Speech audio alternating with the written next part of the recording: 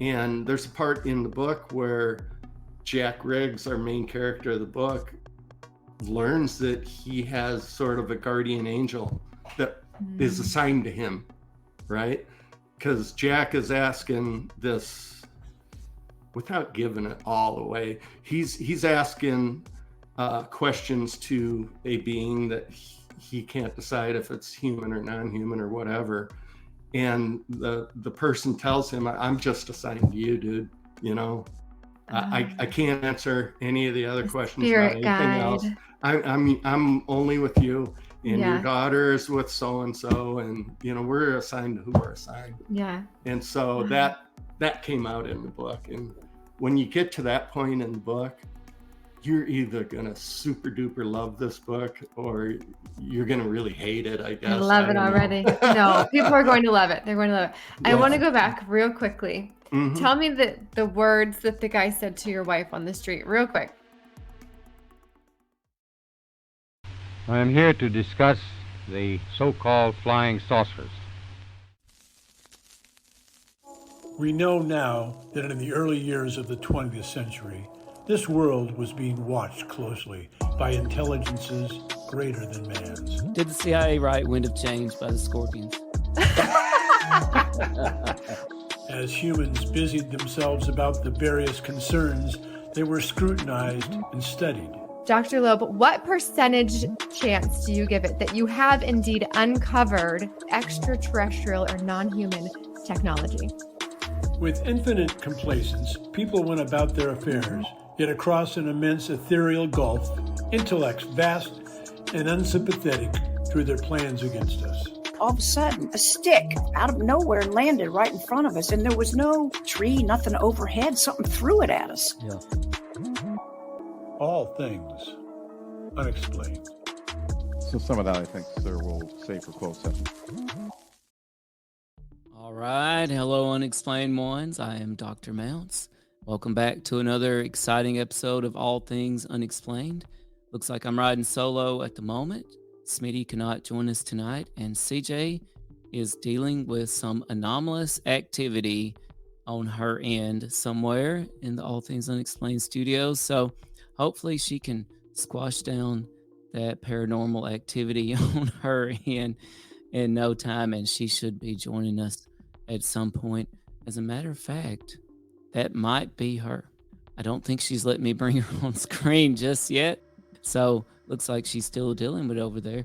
So I appreciate everybody that's here so far. We've got an exciting show lined up for tonight. Please say hello in the comments. Make sure to check out the super chat, super stickers next to the chat bar after you say hello. Make sure to, if you want to support the podcast and really help us out, help us defeat the evil algorithms that are out there, please make sure to subscribe and like this video. Make sure to comment it and share on it as well. And we are really close to hitting 12,000 subscribers. Matter of fact, I have faith that we can hit it tonight. Let's see where we're sitting. We're sitting at 11,995 total subscribers, and we really appreciate all of you.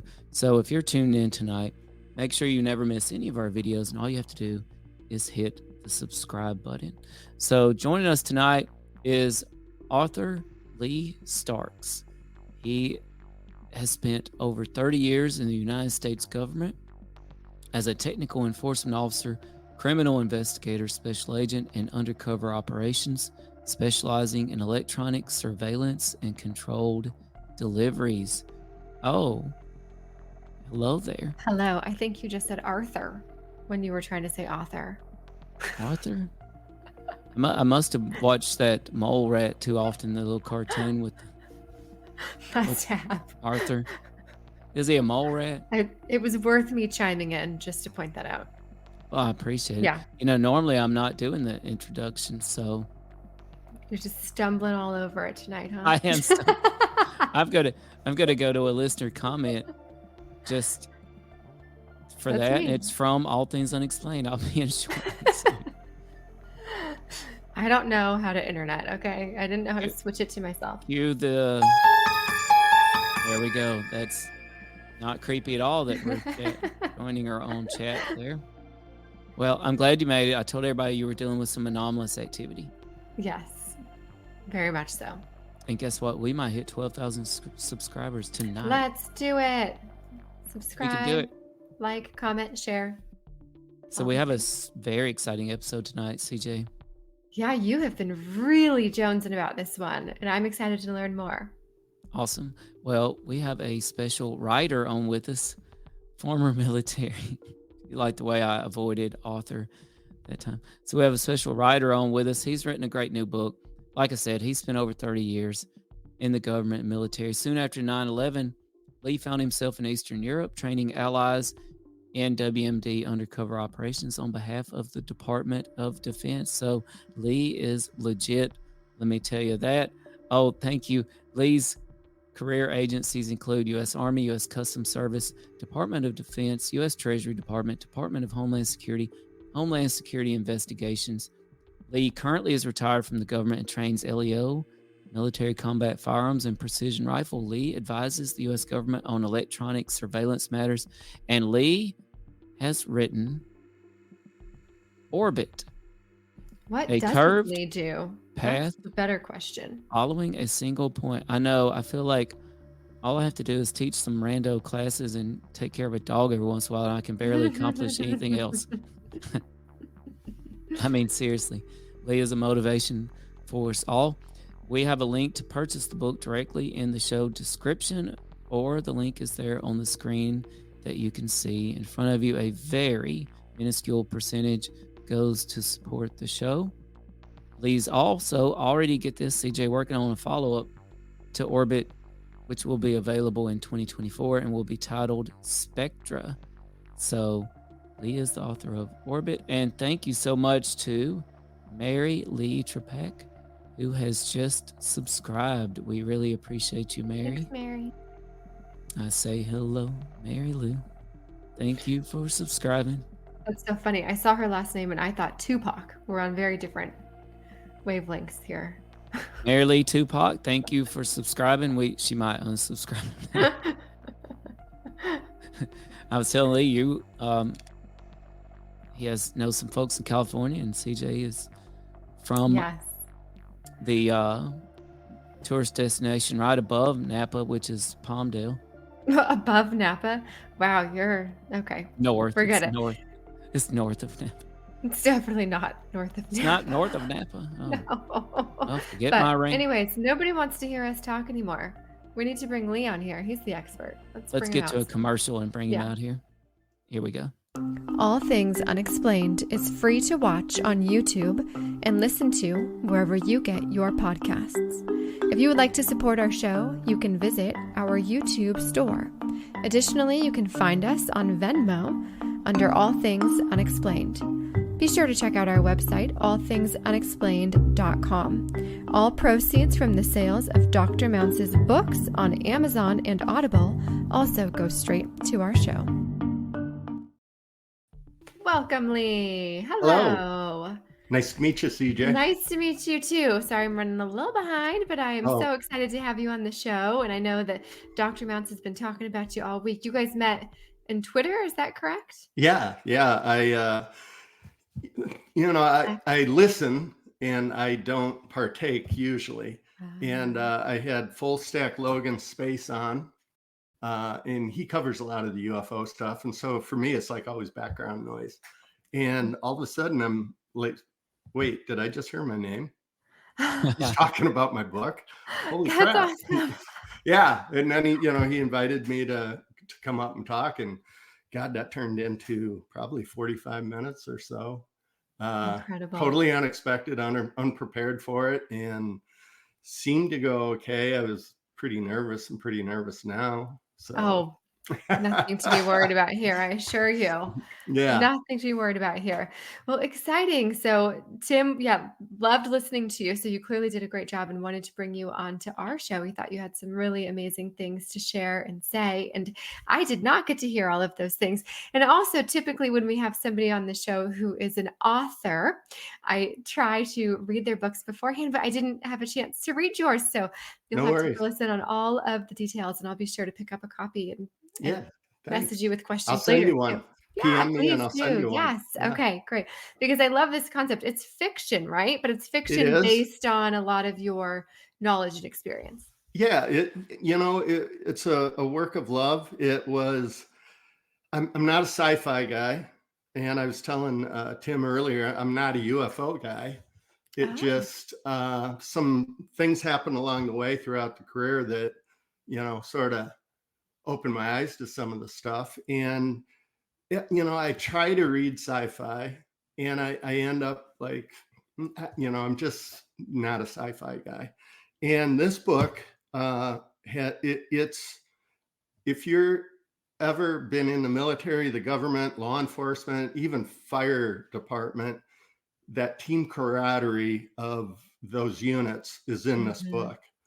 Um, you're going to get a taste of what it's really like to go through a real investigation, albeit this one is UAP UFO related, but someone out there is doing it. And I promise you that if you read this and you have that sort of a background, you're going to relate to it. It's going to resonate with you.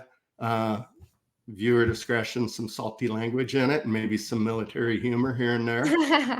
But it's sprinkled with a little bit of sci-fi towards the end. One of the things about the book, everything in it is true. Now, the story is a fiction, but all the details are true and accurate as best as I could find them or experience them. And all the little nuances along the way are accurate. When you read it, you're gonna read stuff about the Tic Tac. You're gonna read stuff about the cubes with the spheres in them. All that stuff is in here, and it's told in a story. The Team Usual guys are gonna, come into play and try to figure out what's really going on. And so Ooh. it starts in a little town in Illinois where I happen to grow up at. And the very chapter 1 was a true event. It really happened. Okay. And I sent Tim a picture of the UFO as my daughter and I drew it. And it was middle of the day, hot summer day. We were in the pool and looked up, and I mean, as bold as Dallas, right there in front of us. Oh, wow. That's what we saw. Each one of those little round balls were probably the size of a 2-story house, Oh my gosh. or maybe even a little bit bigger. I compared it to my barn, and my barn is super tall, super big. The structure itself was almost like reflective, like stainless steel. It was a breezy day, and it just sat there. There was no flex to the surface of the ball, so I right away thought that's a hard surface. It's not a balloon. And if you see the little arms, Yes. those things appeared almost like graphite black, and they were all connected just like you see in that picture there. There was no rivets, no seams, no stickers saying danger, no, United States Air Force logos. None of that was on that thing. It was just 3 shiny balls connected by those black tubes. Wow, that is very unique. I can say we've had a lot of people come on and share their UFO, UAP stories, and I haven't seen anything quite like this one. What was your feeling when you and your daughter were sitting there We looking? were playing catch with the Nerf football, and I had my back to it, and she tossed the ball to me, and then all of a sudden had O face and pointed up to it, and then right away said, "What's that?" And I turned around and I looked, and that thing was no farther than 300 meters from us. I mean, it was that close. It Wow. was probably more like 250 meters, and it just sat there and it didn't do anything. And we just sat there and looked up at it. The music we had playing stopped, right. If I would have left the pool and went right inside the house, there would have been a camera right there. And I'm looking at it and I'm thinking, I got to get the camera. But then the other part of me is saying, you don't want to miss this. Yeah, it's gonna be gone. Whatever this is, don't miss it. Just sit here and look at it. And so we both probably, the whole entire event maybe lasted 2 to 3 minutes, I'd say. When it moved initially, it sort of wobbled in the sky like this, right? And it was oriented just exactly like that picture is. And then the wobble stopped. And then it wobbled again, real hard, real fast, and then it stopped. And then the acceleration that we watched, it was almost undescribable. It went due north from our location, and we were probably a mile or less from the Illinois River. And so it's easy to kind of, when you know the area, it's easy to sort of go, okay, it's about at this point, it's about at that point. And that thing, when it took off, it sort of went straight and then up. And within 2 seconds, it was completely gone. I mean, you couldn't see it anymore. It moved. It just kept accelerating to a point that it just disappeared. Mm. That When was you guys- crazy. Yeah. When you were standing there looking at it, were you feeling fear or awe or frozen?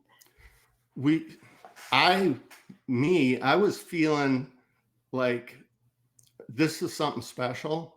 I don't know what this is. And like the character in the book, Jack Riggs, I've throughout my career been exposed to quite a lot of our inventory.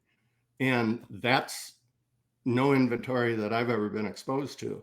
One thing that it did also, when it initially sort of vibrated a little bit and then just stopped, the water in the pool kind of danced like an ultrasonic jewelry cleaner.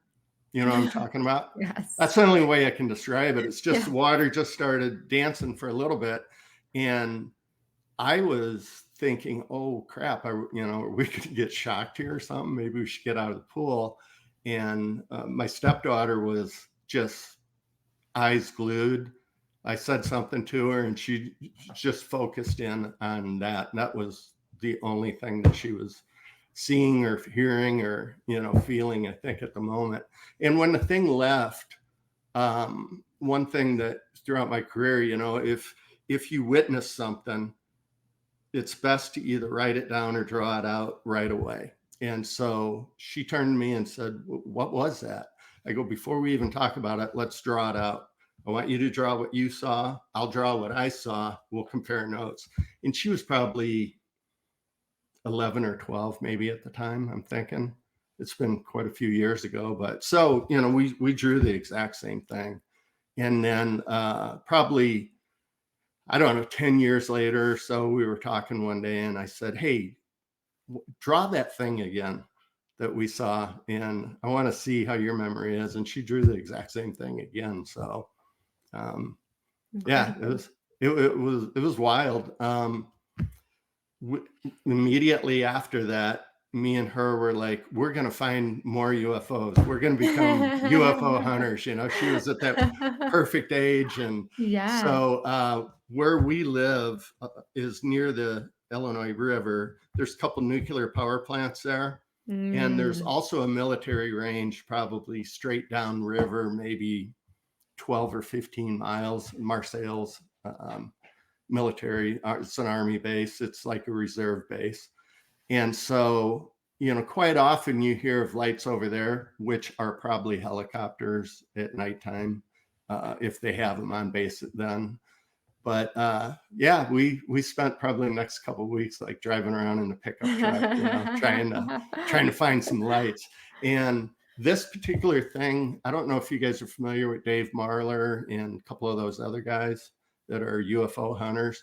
I've sent this picture or a similar to a few of them, and I know them offline, like to, send them messages Sure. and that. And I think it was Dave Marler was the only one that came back and said, I got a witness that saw something similar, not quite the same, but in England. And Whoa. yeah, and every now and then I'll post it on Twitter, Bolo, be on the lookout, for this. If you see this, let me know. And so far I've not met anyone else that's seen it.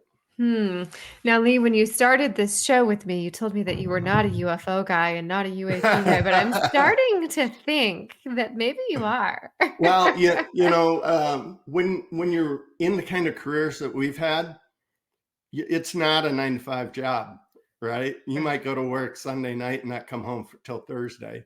And so you're 100% focused on the job. And, my career was fun. I had a blast. I mean, it was great. I would have probably paid them to be able to do some of the crap we did, And that's what Tim and I do. Yeah, well, and Yeah. since you're a taxpayer, thank you for my service. It was fun. You paid me well. But no, seriously, all the way through my career, we were just too busy doing operations and, getting ready for whatever the next emergency is. And so when I retired, all that comes to an end.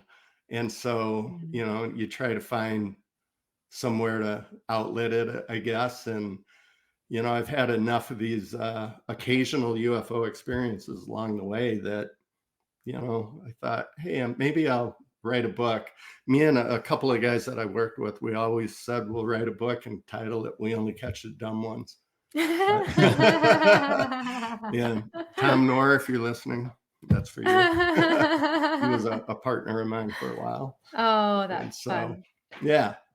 Oh, Okay, and so that's chapter 1. That's how the book opens, right? With this experience that you've had. Right out of the gates, that was a real live experience that, I turned into a fictional story. Yeah. And Lee, can I ask you something about that? And it may seem unusual, this spotting of a gigantic UFO, UAP in the middle of the day, but we have actually had a friend of CJ's on the show with us who, yes, indeed, did see a gigantic UFO and over a city. And I believe it was Queens, New York. No That a kidding. friend of CJ saw a gigantic UFO in the middle of the day with other people, by the way, and it departed in a very similar fashion, if I'm not mistaken, to what you are describing. It helps So, to have at least one witness, right? oh, for sure. And Yeah. I brought this up with you in Logan's space. So shout out to Logan again on Twitter Spaces. Make sure Yeah. to check out everything that he does there. Also, shout out to friend of the show, UFO Intros, who is joining us tonight, who also frequents Twitter Spaces and runs their own really amazing Twitter Spaces. So shout out to them. But I wanted to bring it up with you here for our listeners tonight, Lee. You can imagine it, and CJ and I also both have a friend here, our military consultant, Mr. J. And we Okay. hope you're watching, Mr. J. And Mr. J had his own UAP, UFO encounter at night with a triangular craft, okay, that silently and slowly moved above his house just down the road from us and did just like this, shut off all his electronics. And his family was there with him. So shut off all electronics, cell phones, everything else. So they couldn't have taken a picture or video if they wanted to, right? Right. And it, just like you described it, sat there for a little while, silent and perfectly still, and boom, gone, zipped off. Well, and this seems like if you were to see this at night, it was illuminated, it might be triangular. Have you had any other triangular craft experiences or know of people who have? I've met a few people who have and talked to a few. One thing with my career, I've always had access to thermal imagery, night vision devices, all the toys that most people don't get to play with. They were assigned to us, right? And so there's been a couple times through night vision where it's clearly not an airplane, it's clearly not a helicopter. And you do see sort of like the glow of the three lights in the manner in which it moves is incredible. I mean, if I don't know if you guys ever look through night vision, but if you look up, you'll see a million stars, and you will quite often notice satellites moving across the sky, and they're so obvious and so consistent in their speed that you instantly know that's a satellite. And occasionally you'll see one speed up, slow down, and turn. And, is that a satellite? I don't think so. If it is, it's a new kind that, we don't really have access or know about yet. And so, but yeah, I've talked to other people. I talked to one guy that saw the triangle. It was overseas, and it was during the daytime. And, he described it sort of like black hole all the way around, had some lights that went around, and then the triangular pattern of undercarriage strobes, I guess I'd call them, or lights.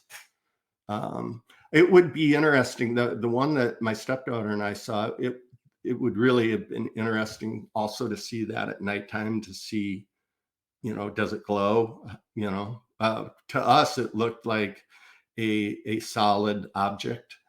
But because of how they operate, or how we believe they operate, sometimes when they're powering up, things start glowing and getting intense. And yeah.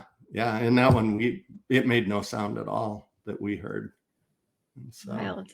And it had no engine, form of propulsion, anything like that you could see? No. It was, as ridiculous as that picture is, that's what it looked like. That's a good picture of it, And the thing that those arms that it connected to, in a million years, if somebody came to me and said, "Hey, draw a UFO," I would have never drawn that picture. That area that's sort of in between, you could see sky through it. So, I mean, it wasn't like a solid object. Those were actual poles of some sort connected. And so the whole center in between that triangle was open skies. Have you come up with any theory on how it travels? No, but there's so much going around about the anti-gravity, and I went down a rabbit hole a couple times on some of the old beliefs that they thought they could spin mercury in some sort of an electrical field, and it would behave differently. There was some. Do you know who Boyd Bushman is? I do not. He was an engineer, I believe, for either Skunk Works or the other big one. And YouTube used to have, I hope I don't get you in trouble here, I just realized YouTube used to have quite a few of his videos out there, and he's passed now. He's an older guy, and he had some videos out on YouTube where they were experimenting with magnetics, and he would go up to the top of a building, drop a magnet off the building, and then drop a magnet off through a conical tube, and it would accelerate. The tube, you would think that if you're dropping a magnet through some sort of metal, it's going to slow it down. Right. And he's, I believe, and I might have this wrong, but they were able to get it to accelerate and also to slow down. And so this was videos that he probably recorded, I'm guessing, in the 1980s. Okay. And they all just disappeared off of YouTube one day. Imagine that. Whoa. Of course. Yeah. Really interesting. And you know what this reminds me of? It reminds me of, CJ, our very first episode ever with Mr. Billy. And so Mr. Billy was not his real name, Lee, but he was a law enforcement witness of one of the most well-known UFO sightings in history in the 70s in Flora, Mississippi. Over a dozen law enforcement officers at night uh, observed and tracked and trailed this UFO for quite a while. Yeah. And after the incident, and this had never been heard before, Mr. Billy revealed that he got a phone call at the sheriff's office, and it was none other than Dr. J. Allen Hynek. Nice. And Dr. Hynek revealed something quite startling to him. And keep in mind, this is, what year was it, CJ? Was it 77?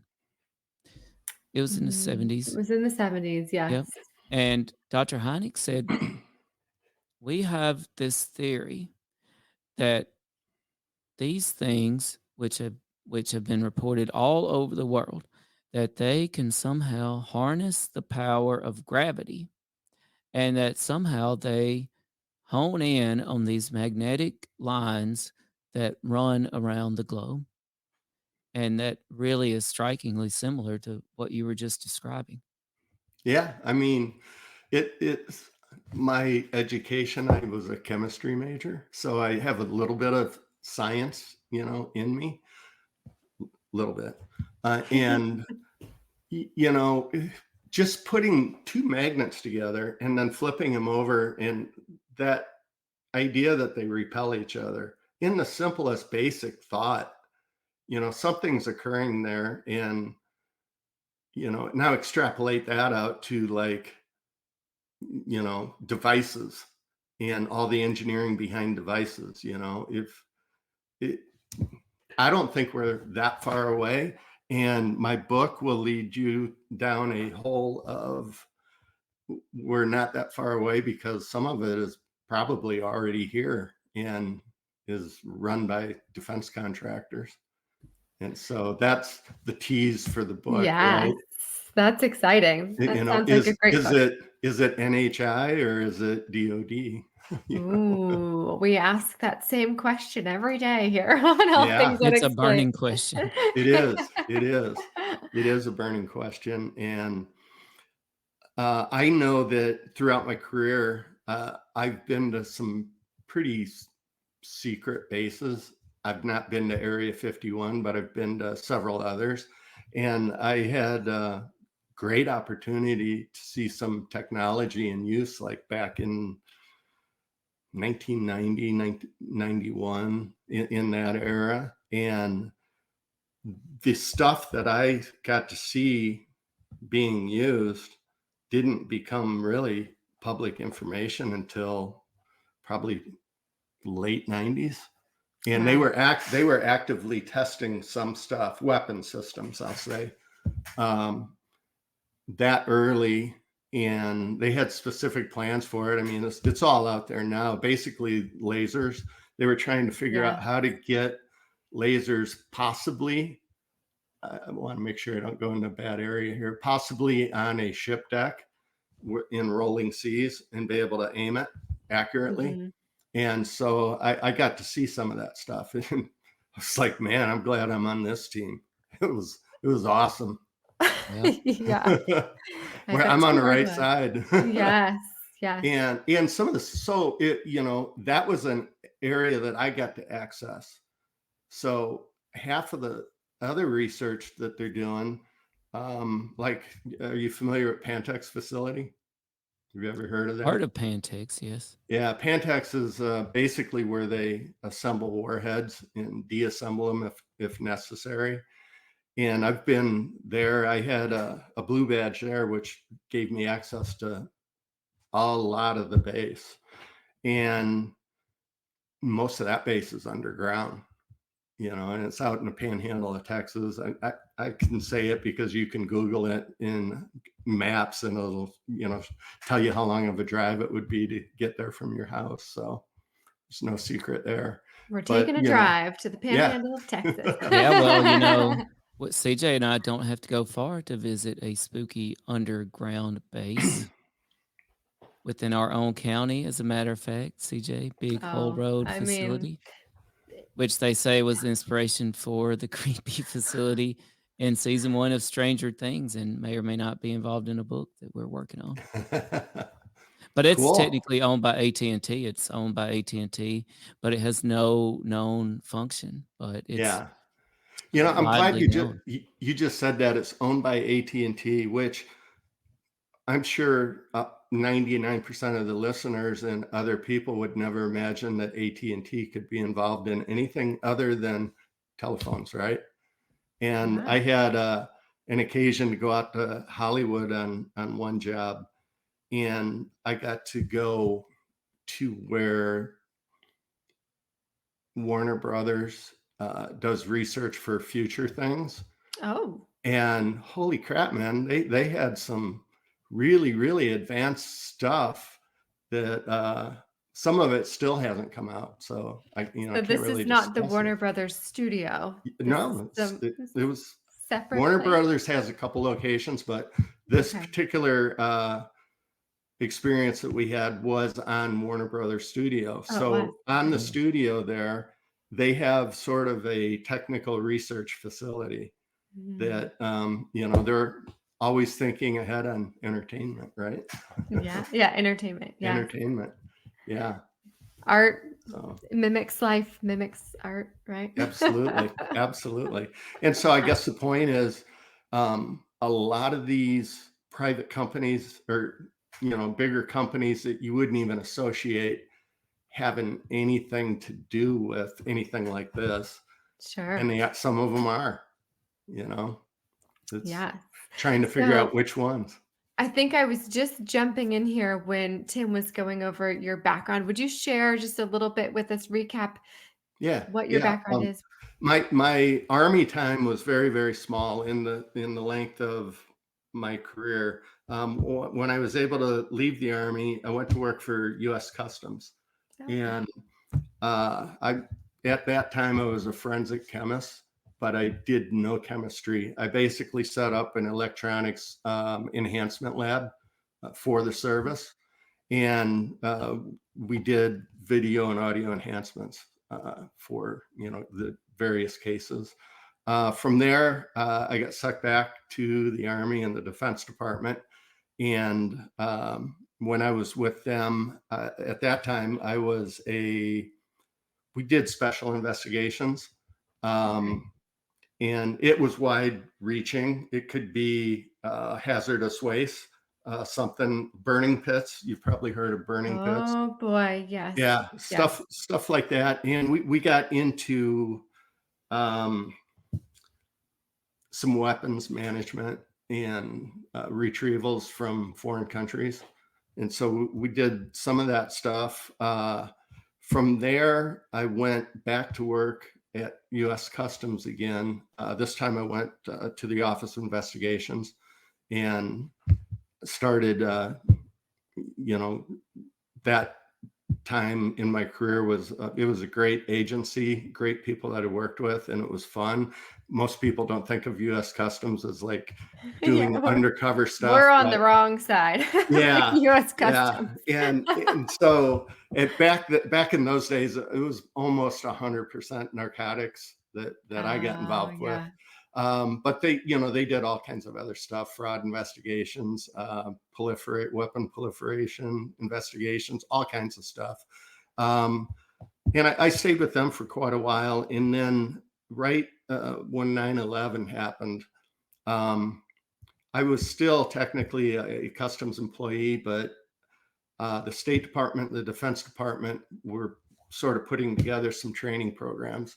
And I got sucked into that and went to Eastern Europe, a lot of different Eastern Europe countries, sort of teaching the allies controlled deliveries and interviews. I almost said interrogations. I'm sorry, interviews.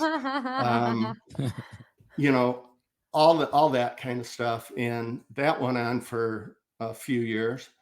I'm And guessing then, you saw customs change a whole lot after 9/11. oh God. Well, it's sad, but we always say the terrorists have no idea how much damage they did just hitting those buildings. They ruined perfectly good agencies. For Yeah. this, the government always has to react by changing something, right? Whether it's for the good or the better, people need, leadership here, so let's change something. Mhm. And so they merged all kinds of different agencies into the Department of Homeland Security. And I'm speaking for me. I'm not speaking on behalf of any of them, any of those government agencies. I'm no longer affiliated with any of them at this point. But so there was growing pains, you know, and Sure. yeah, life went on. Then I sort of went to work at a different office with Homeland Security Investigations and sort of sunsetted my career there.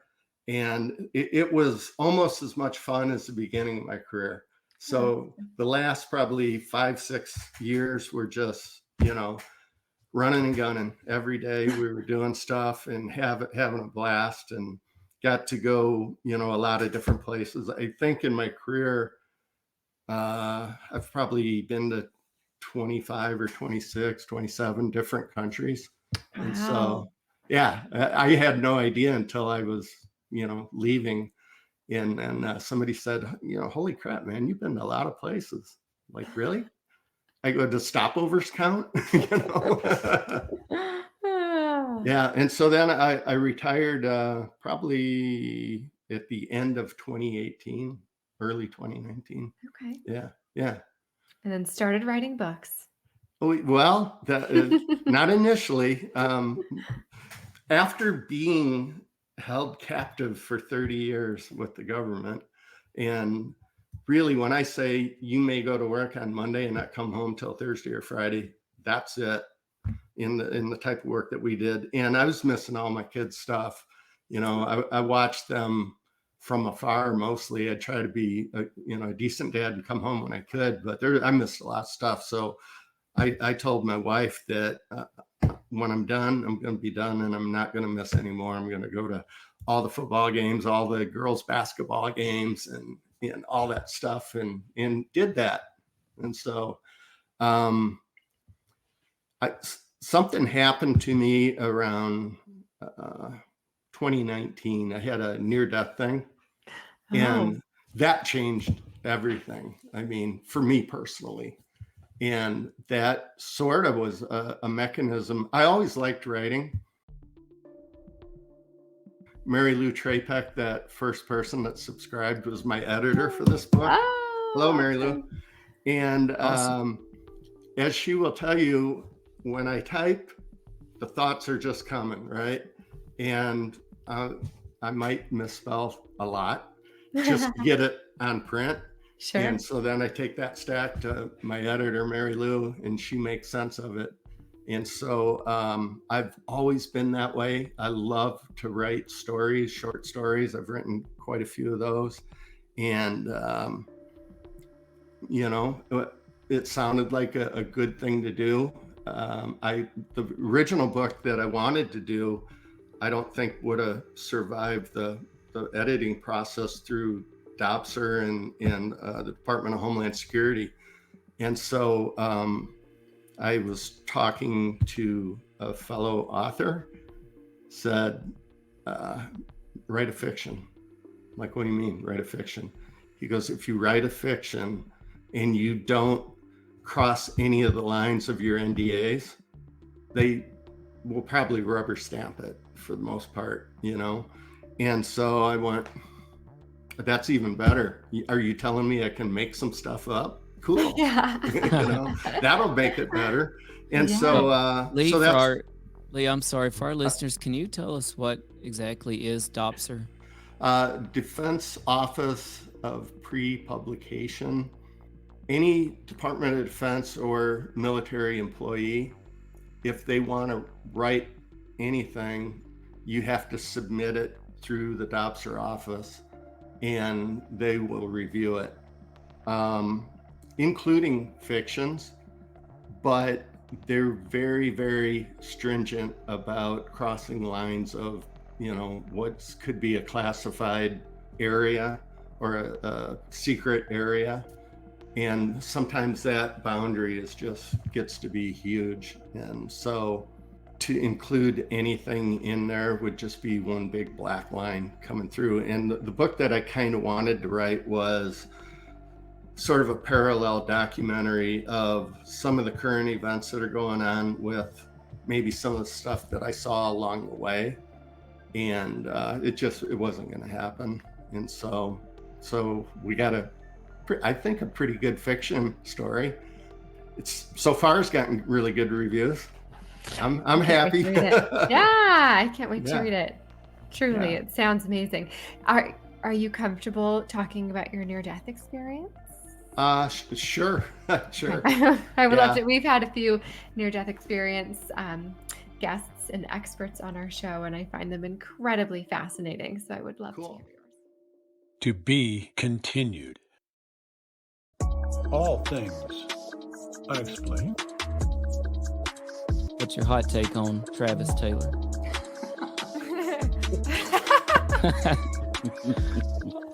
I've got an exclusive for you guys if you Okay. want it about Yes, the Alaska. we do. Okay. Dr. Taylor was revealed to be the chief scientist of the UAP task force with the Pentagon. So some of that, I think, sir, we'll save for closed session. All Things Unexplained is free to watch on YouTube and listen to wherever you get your podcasts. If you would like to support our show, you can visit our YouTube store. Additionally, you can find us on Venmo under All Things Unexplained. Be sure to check out our website, allthingsunexplained.com. All proceeds from the sales of Dr. Mounce's books on Amazon and Audible also go straight to our show.